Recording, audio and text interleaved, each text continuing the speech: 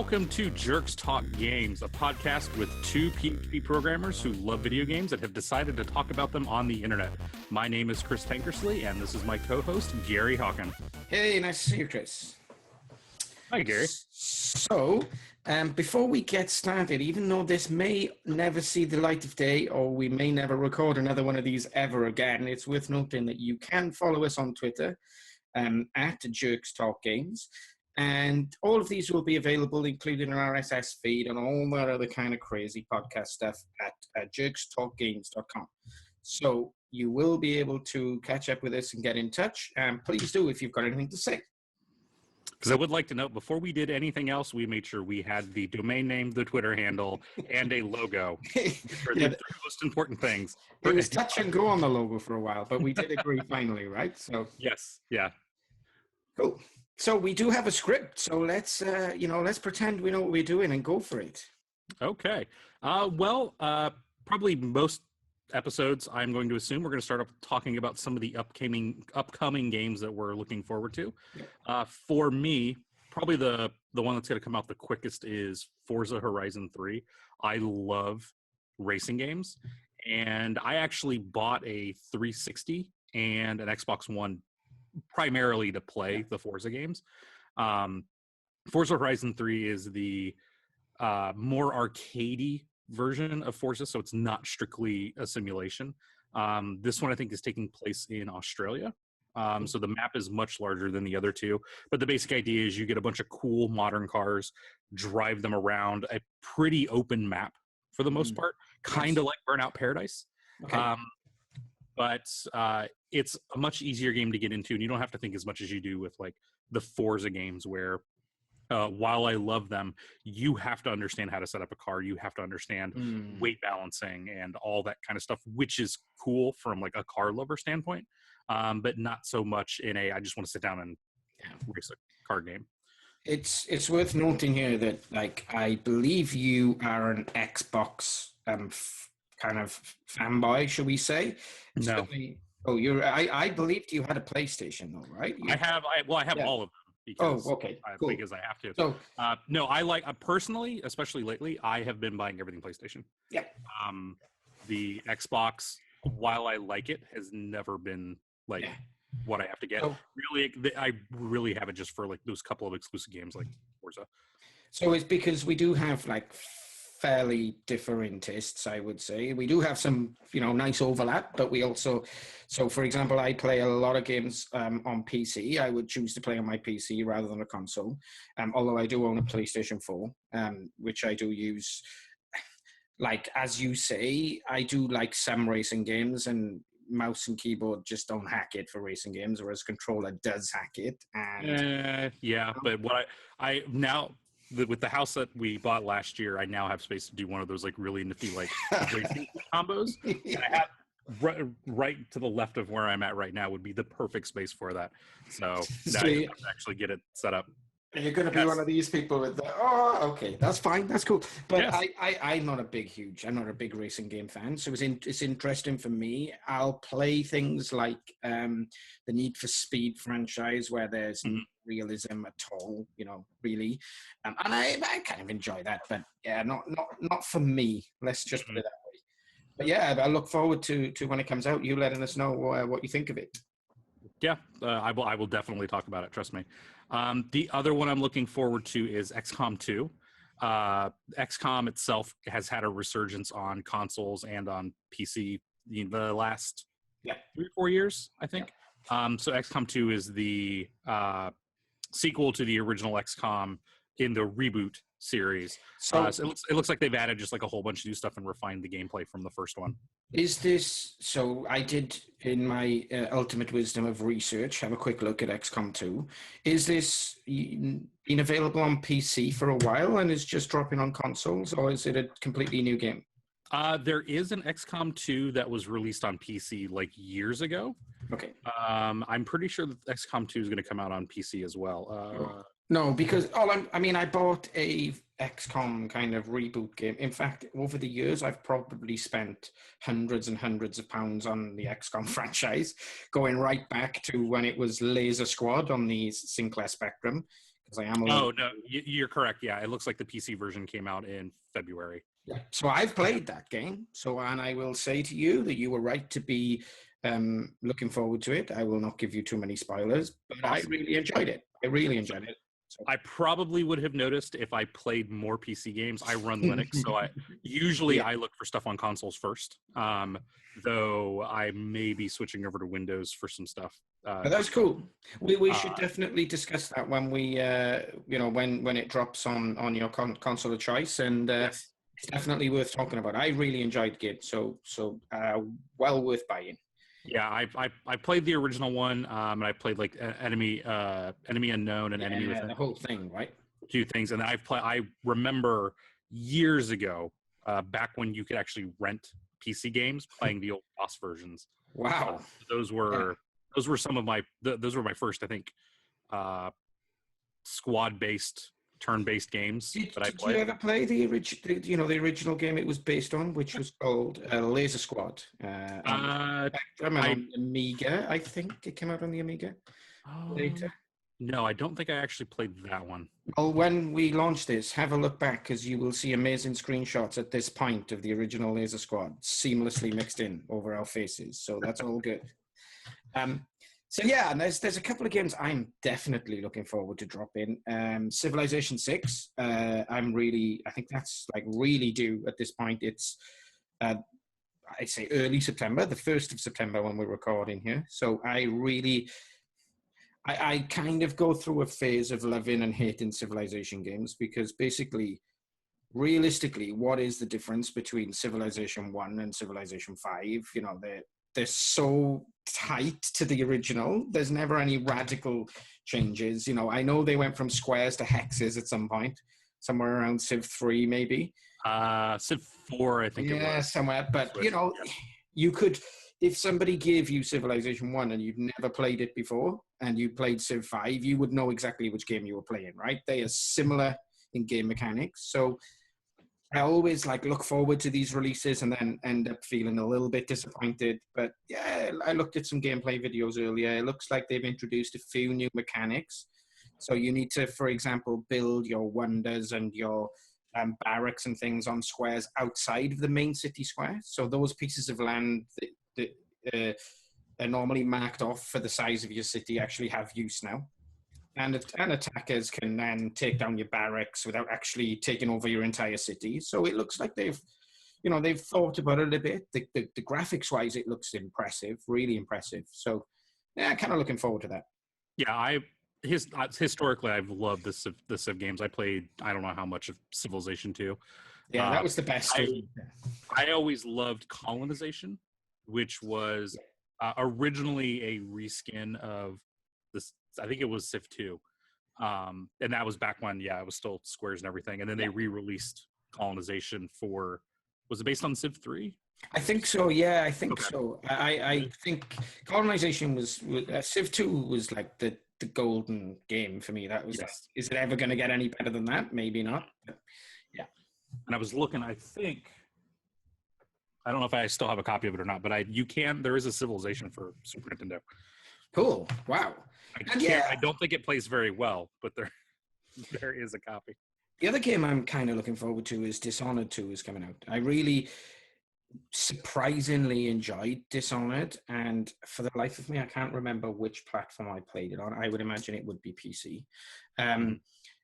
And I bought it at a time where there was maybe 3 or 4 weeks before something I was really excited was coming out. And I was like, do you know what? It's not that expensive on Steam or something. I'll pick it up. And I don't like sort of sneak 'em up type games. I don't like any game where the plan is that you have to sit there for 6 minutes waiting for the guards to all turn their backs at exactly the right time so you can sneak through. No patience. So but you hate the thief games. Then. I really do hate the thief games. Games like, the new Hitman game has come out, but I've kind of okay with them because there's only some levels where you have to be stealthy. Others, you can just shoot everyone in the face and still complete the level. So, but I really enjoyed Dishonored, and given my hate of sneak 'em ups, then maybe, I don't know why. I think it was because it was an optional sort of sneak. It was just easier to complete the levels, but I'm kind of looking forward to Dishonored 2. I have no I've read nothing about it. I've read no reviews. I've seen no screenshots. If it's just more of the same with a bit of evolution, then it's probably going to be a good game. Yeah, I've heard good things about Dishonored. I myself have not played it, mostly because first, it's kind of hard for me to get into the first person action games. I'll play the crap out of Fallout 3 and New Vegas. Yeah. For the most part, I don't play a whole lot of them, so it'll be interesting to hear because I didn't really hear anything bad about Dishonored, so it should be a pretty good franchise. It had a really interesting kind of you can't have a first-person shooter anymore. You have to have these evolution of the character where you put points here and there. And it was kind of interesting. It was a little bit different from others. So that will become available on Steam for like $3.99 at Christmas time or something. So it's definitely worth picking up if you see it cheap. It really is, because that is a definite 30-hour game, even if you don't do any of this, the side quests or whatever. So it's definitely worth playing. I may have to check it out. Cool. So I guess that covers our upcoming games, which was kind of interesting to me. So that's nice. Yeah. So let's talk a little bit about current game that we play. I picked up No Man's Sky on release. I actually went to the midnight release. Wow. Which was incredibly underwhelming. I partially, I think this was GameStop's fault. So I've done the midnight release for Fallout 4. Yes. And then now this. Fallout 4, GameStop hyped it, did all sorts of stuff. You could go in at 9 o'clock. They had crap going on. And so for No Man's Sky, when I went to go pre-order, they're like, oh, yeah, we're going to do it. Fast forward to the actual date. I go online to look to see what time the store opens, because sometimes ours opens at 10. No midnight release parties for it. Oh. GameStop site. Well, so I had called up and they're like, oh, yeah, we're going to do it. We'll open at 10. So, but the site had nothing. So then when we were there, there's like 6 people there to get it. So I don't know. You see, I missed a lot of the build-up around No Man's Sky. I'll put my hands in the air and say that I was guilty of buying it because of seeing other people in my Twitter circles posting screenshots and saying they loved it or they hated it. Because as we'll come on to, it's been kind of divisive, right? Yes. In opinion. And I'll admit, I didn't watch much of the stuff coming in. It was mostly little tiny snippets. And I love space exploration games. And to have, even ignoring the, whether or not they actually said there's going to be multiplayer and stuff in there, having randomly generated planets that you can get on and fly around to just sounded appealing to me. And I figured I'm going to get $60 worth of out of this. So I'm assuming if you're listening to this podcast, you probably know a little bit about No Man's Sky, but basically the idea behind it is they have procedurally generated an entire universe.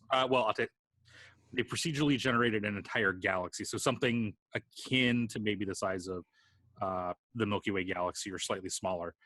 But you have groups of stars which have in their sections groups of planets and moons you can fly to, land on, harvest minerals from. There's some really basic trading. There's some really basic combat, flying and everything in it. But at the heart of the game, it is a exploration game. You play a space scientist walking around, cataloging things on planets, crafting stuff for keeping your shields going, enhancements to your shield and your ship, and that's pretty much it. I mean, there's not really a whole lot else to it.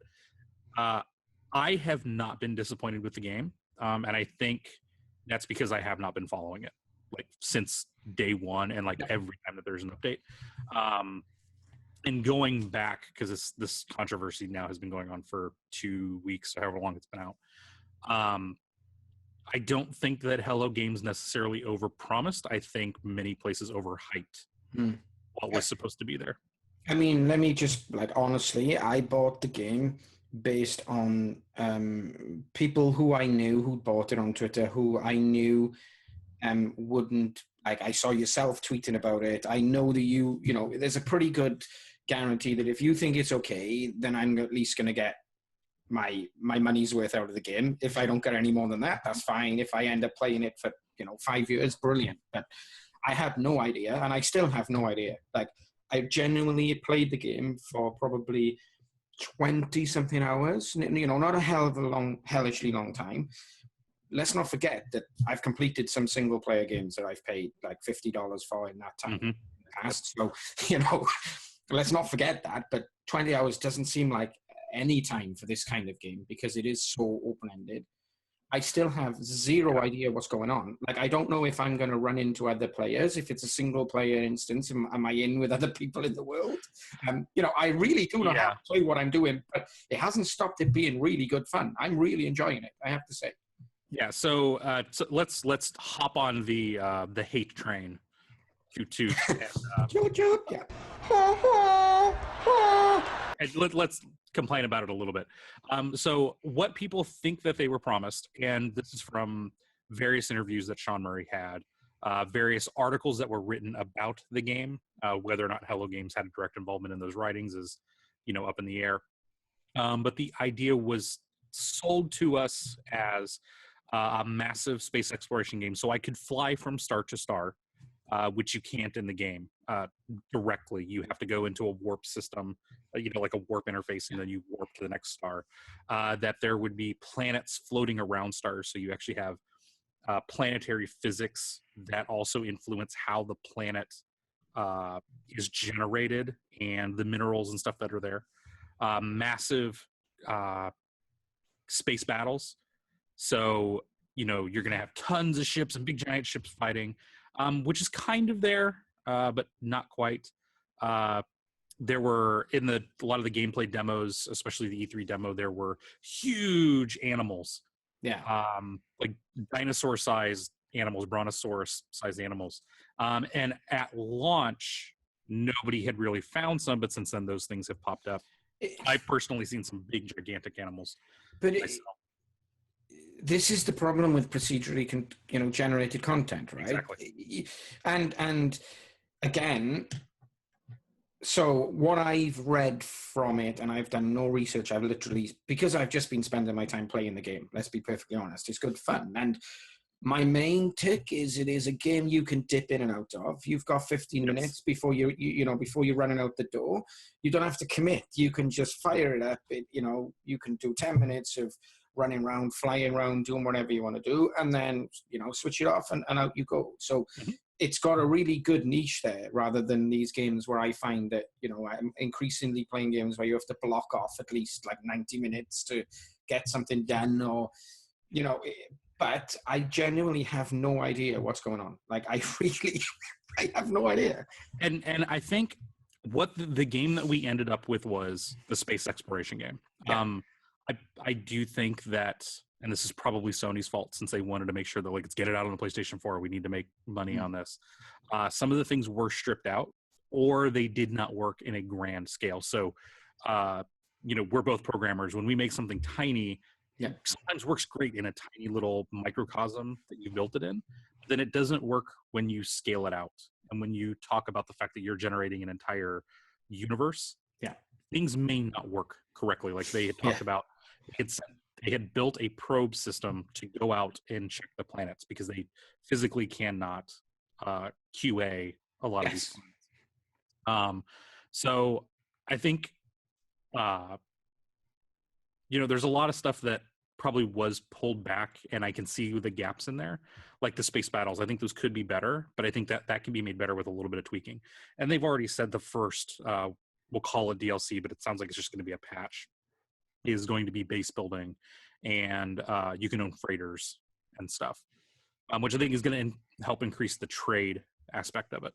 But like you said, it's a game where you can dip in and out. You don't have to get together with a bunch of friends or like start a guild and have people like doing a whole bunch of stuff 24 hours a day to like keep track of a planet or, do whatever. I like, just like you said, that I can play for 15 minutes, at the end of my lunch break.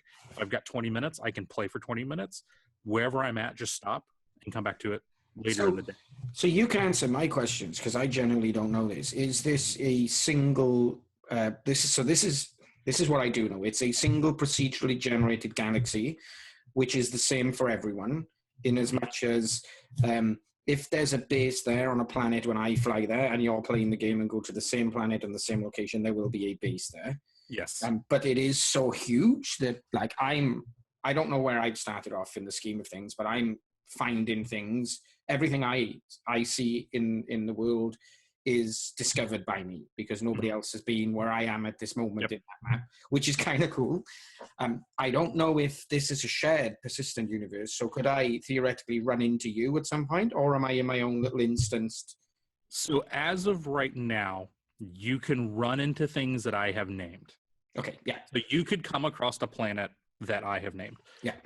On Reddit and even live on Twitch, people have gotten together in the same space station and stood in the same spot. You don't see the other character's ship. You don't see the other character. Yeah. So what you end up with is, and reading some of the things that as we got closer to the release date, Hello Games kind of, they worded it in such a way that it was slightly vague, but you can read into it as it is not a multiplayer game, but it is a shared universe, meaning it's persistent. There is a single persistent Euclid galaxy. Yeah. When you discover something, someone else can come across it too. You discovered it first. Congratulations. Yeah.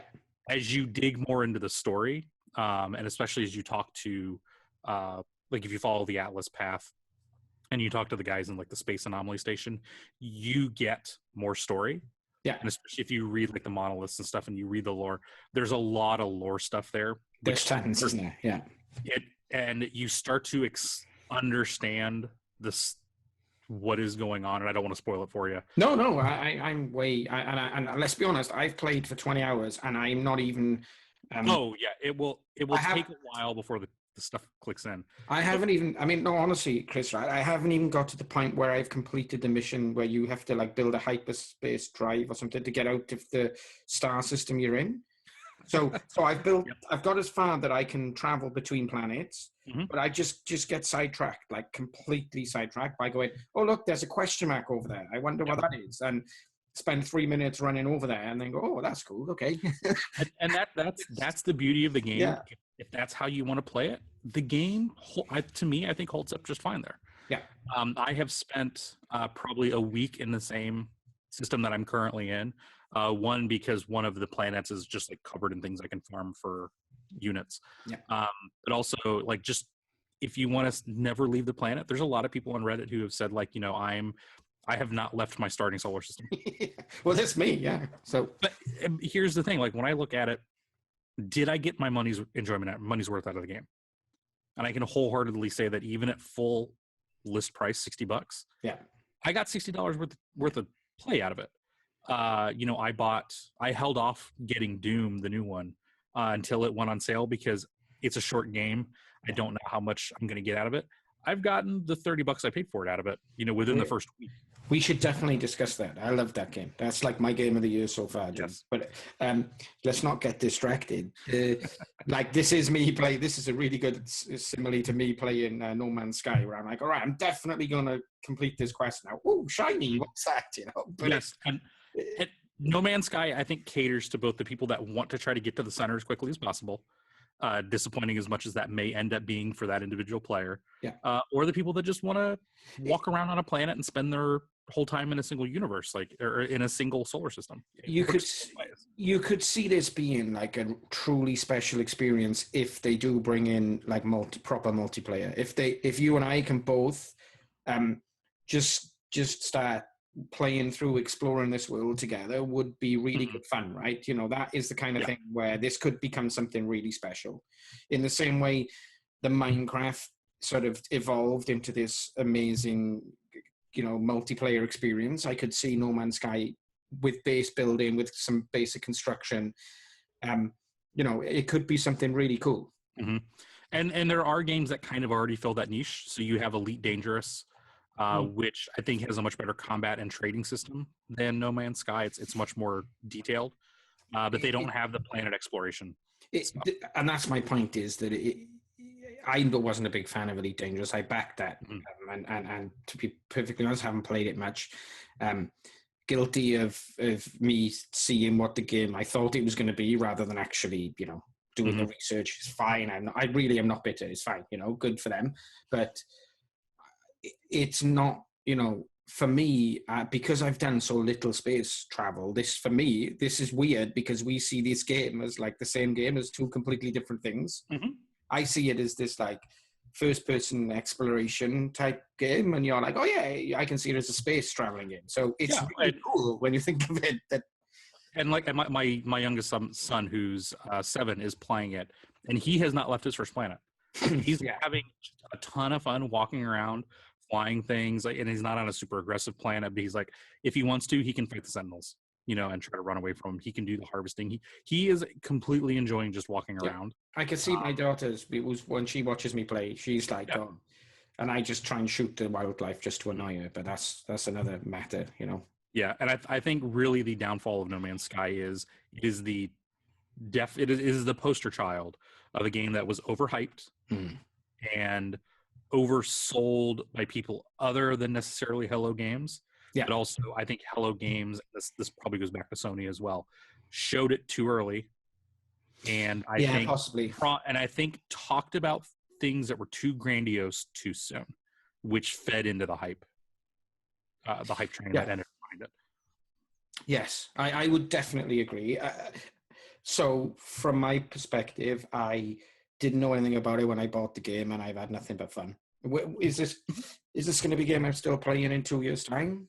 Who knows? There's a definite possibility because it's so vast and they can keep patching it. Quite possibly, Yes, maybe. But is it a game, if I put it down next week, would I feel like I've been ripped off? Certainly not. No. So it's good fun. And I'm I've resisted the urge to look on websites, or I'm trying to discover things organically, and that is where the fun is for me, really. Yes. I think the angriest people are the ones who've been following it this long and feel cheated, and I think kind of rightly, reading some of the complaints they have, because I don't think they ended up with the game they thought they were going to get. But that's a problem we have nowadays with games, is since we have to hype them so early and we have to get them out at E3 and we have to have billions and billions of trailers that change over time, some people, are angry, and I kind of get that. But then the thing that angers me the most is, watching people trying to get refunds.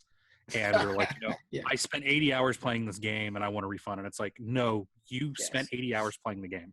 Like, I understand when it launched on PC that it sucked. And there was a huge amount of people that couldn't play because No Man's Sky did a really bad job of programming some of this stuff. Yeah, where have we heard that recently? Yeah, Pokemon Go, exactly. So those are legitimate concerns. If in that case, it's like, Hello Games is like, we're 4 patches in now, I think. If after 4 patches it's still not working, sure, get a refund. But if you've played 80 hours of it, that means you weren't trying to sit there looking at the loading screen or trying to get it to load for 80 hours straight. You put time into the game and you have just decided this is not the game I wanted. I'm going to cry and I want my money back. I think that's wrong. But you've put 80 hours in the game. I don't know. That's an incredible amount of time per day. That's a ridiculous amount of time to put into it. Yes, as I said, you and I have both played games which we've paid full price for that have had less than 25 hours worth of playthrough time, right? Whole game. Lego Dimensions. So, well, I know numerous over the years I've and some of those games, I don't know, people have said, you mentioned Doom. Some people have said they felt that was short. I played it on a very high difficulty level and I had like hundreds of hours of playthrough time. But even the old Dooms are not long, and really Doom is a multiplayer game. Like I did not buy it thinking, oh, this is going to be a great single player experience. I figured I'm going to get a couple weeks play out of it, which is why I didn't want to pay full price. I'm like, I'm going to play this for 2 weeks, but I went into it with the expectation that I'm going to go through this, be done in 15 hours. Yeah, I hear you. I mean, the really cool thing here is that Hello Games are like this tiny indie game shop from, I think they're from Guildford in the UK. Yes, I think there's 15 of them, which is a tiny town, which is like a really nice town, but it's not something where you'd say, oh yeah, it's a big games have been, so it's amazing to think. Like, I have not read their funding story or how they've managed to do this, but they're tiny and they've released a game that's probably been immensely profitable from the word go. So kudos to Hello Games for managing to do something that is completely unique and getting it backed by a big publisher, So I think I'd be interested in. I've played a couple of procedurally generated games. Like, I don't know if you played Rogue Legacy. Did you? Yes, I love Rogue Legacy. I have it. I have it on like 3 different platforms. That is another example of a game where you can get in for 15 minutes and be done. I mean, that's procedurally generated in as much as every time you enter the castle, it's a new layout, and that's like completely different to what we're talking about in one huge persistent world.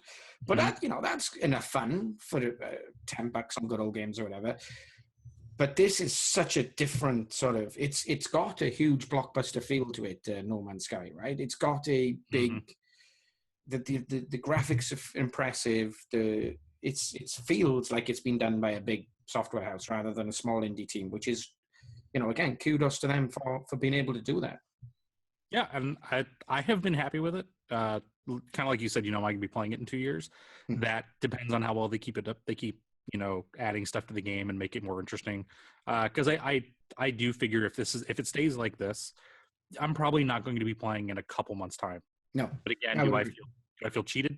No, it was good for what it is. And I think it does bode well for games like this in the future, for ones that can capitalize on the this better space exploration, better, more realistic economy and trading. I agree. Some refinements on this I think would make a perfect game. I'm kind of looking forward to Star Citizen, which sounds kind of like it's going to have a lot of these pieces, and especially with the latest Gamescom trailer that came out. But I know my PC won't play it. So there you go. So I need to get a better video card. But so I think going forward, I think this does show that it is a viable way to make a game. Yes, I agree. So a larger studio or someone who's, like I said, probably not pushed by Sony to get something out by a certain date can probably do much better. And I think people would be happier. Again, I've gotten my money's worth out of it. I'm not going to complain too much. Before we move on, you could easily see a remake in the same style of this, maybe, medieval genre instead of futuristic, but essentially, a very similar game written by a major software house. You could easily see that being the new World of Warcraft, let's say. You could easily see it being the new Minecraft, something in this style. Yeah, I think if they can get the planet generation stuff, I think is pretty cool. So having a full-size planet with automatically generated races and stuff, and then maybe something like the radial quest system from like Skyrim. Yeah. But not the Preston Garvey, really, screw the settlement. I'm not going to go help them. I've put 50 turrets there. Yes. System, I think could do very, very well. And I think that would be neat to see an entire planet and an entire fantasy system built around we procedurally generated a planet that's populated. Because stuff like NetHack and stuff is cool when you think about a procedurally generated persistent dungeon. So cool. So I think thumbs up from me. I'm guessing that you've got your thumbs up still playing No Man's Sky. So that's all good. We can move on. The only reason I haven't played it for the last couple of days is because I've not been home. So that's the best you can say. Yes. So the other thing that we wanted to do, and again, this is kind of probably going to evolve over time, but we both played a lot of games over the years, So I thought it was a nice idea to kind of just discuss something we're looking forward to, something we're currently playing, and look back on something that we both, or one or both of us, played back in the day. And I think Chris had something that he wanted to mention this week, which I certainly remembered playing. I'll admit I had to refresh my memory when he mentioned it. But go ahead, Chris. So one of my favorite games, and I'm kind of getting back into collecting big box games.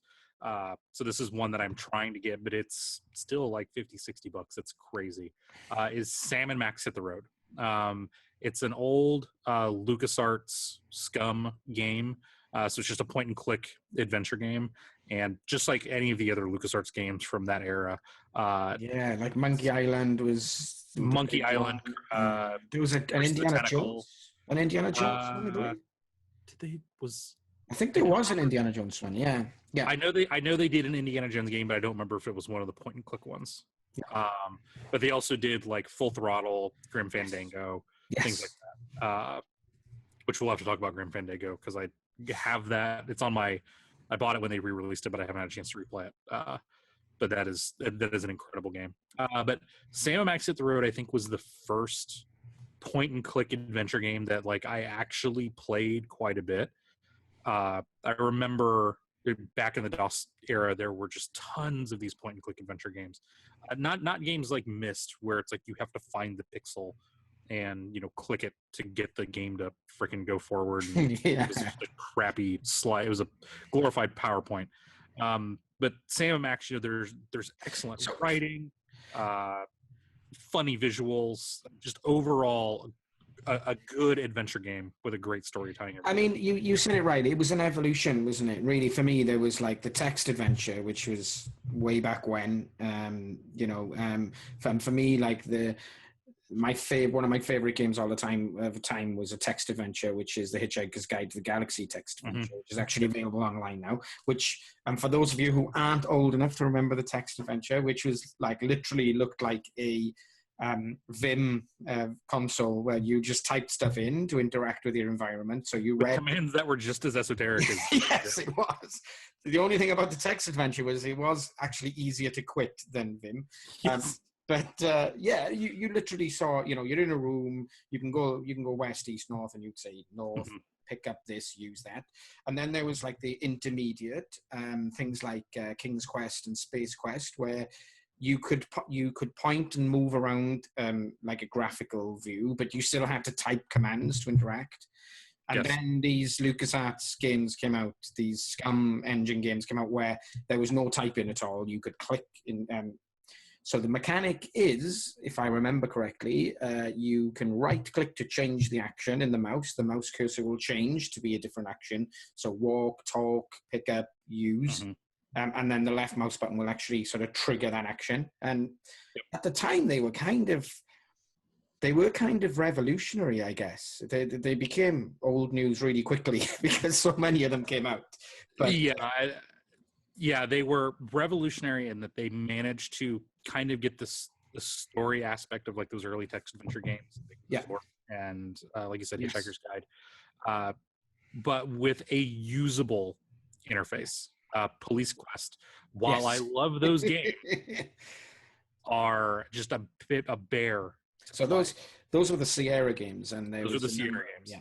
Yes. There was. I quite liked the Space Quest series. They were funny. Yes. Roger Wilco, the lead protagonist. They were, they were in a similar vein to Sam and Max, really, where like, humor was kind of the main deal, but having to actually manage to type exactly the right command to move the story on. I mean, I don't know how that ever worked looking back, but yes, but and some of that stuff doesn't go away in Sam and Max. No, it doesn't. So, the basic idea of Sam and Max is it was based on the comic book Sam and Max Freelance Police. I believe this was one of the story arcs in the comic book. But you had Sam, which was this stereotypical super serious, hard-boiled cop. He's a gumshoe, isn't he? A full. Yes, he was a gumshoe. Yeah. Had that same drawl as all the rest of them. But then his companion was Max, which is this funny-looking thing that was just insane. And like at the very beginning of the game, I always remember there's a cat right outside the door to the building. And one of the things you have to do is the cat ate a thing you needed, like it was like a little slip of paper, I think it was. So Max, when you interact with the cat, Max walks over, shoves his hand down the cat's throat, pulls it inside out, and gets the thing that they needed. And Max was just that crazy antithesis to the straight man of Sam. But the writing in the game was awesome. The plot of the game is that they are Bruno the Bigfoot, a circus act, has gone missing, and they have to find him. But as you go through it, you've got things like Trixie the giraffe neck girl, which is she has one of those extended ring neck things. All of the freaks in the circus are complete, real life caricatures of what, they would be in the circus act. You've got, there's a caricature of Woody Allen at the, wherever you're fishing. I don't think it's the ball of twine place, but there's a fishing mini game. He's outside. The tribal leader for the Bigfoots sounds like Jimmy Stewart. But I think that I love the game so much because of the story. There were incredibly hard puzzles, which kind of defined, the point and click adventure game genre. And it's worth remembering that this is in a time before the internet existed. So yes. if you struggled with the puzzles, you either had to buy a book, which kind of undermines the point of it, or hope that you could write into Amiga format or whatever your local magazine is saying, "Help me, I'm stuck." But really, there were no real way. When you think back at how difficult these games were, like Sam & Max is much more difficult than equivalent game of this generation, right? It took a very long time for me to ever get past the ball of twine section. Because I couldn't find the two little things you had to join together to get past it. I think I don't think that's the part where they did the bungee jump. I'm going to go back and replay it here soon. But yeah, this is not particular to Sam & Max. All of these adventure games had these stupid esoteric puzzles that make no sense when you actually go and do it. But they make perfect sense in game once. Like you have to make a Bigfoot suit, and like one of the like you have to do a puzzle to be able to bungee jump down into a tar pit to collect tar. I think you had to collect hair that you could tar that to it's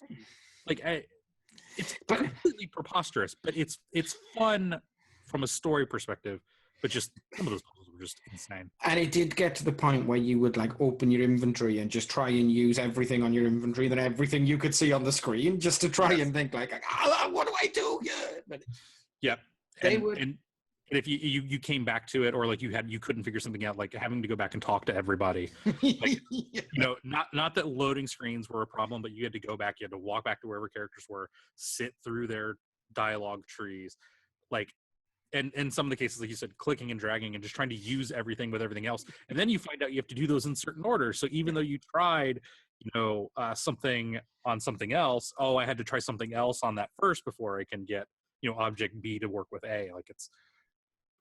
But overall, the story was hilarious. The ending was a little bit anticlimactic, but it was genuinely funny. It was written well first, I guess, because it was. I would imagine it was written by the comic book, team. Mm-hmm. So it was written well first, and the game mechanic actually worked perfectly with the game, which is like kind of nice in these situations. When you mentioned it, I started just like going back and playing it again with my 8-year-old little girl, and she was laughing. I mean, there's a little bit of language in there, but it's not a problem for kids. But the writing, the way that it's funny, and the way that you want to try and unlock every piece of dialogue, lest you miss a gem of humor, kind of reminded me a bit of Portal, particularly Portal 2.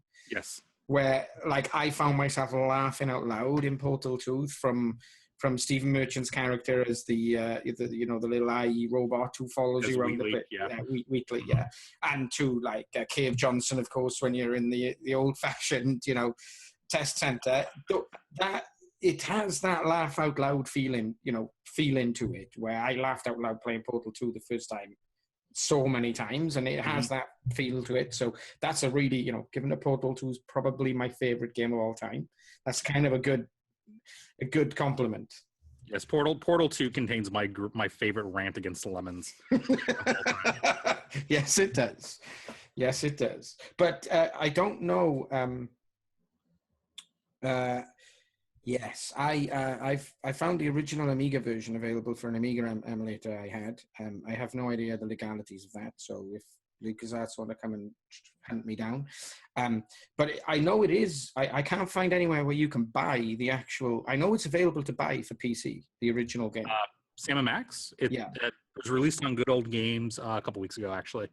Oh, okay, cool. Like, let me Yeah, find it. don't be tempted to buy. It's like $10 or something. Like, I mean, Don't be tempted to buy the later remakes. You know, the 3D sort of world remakes.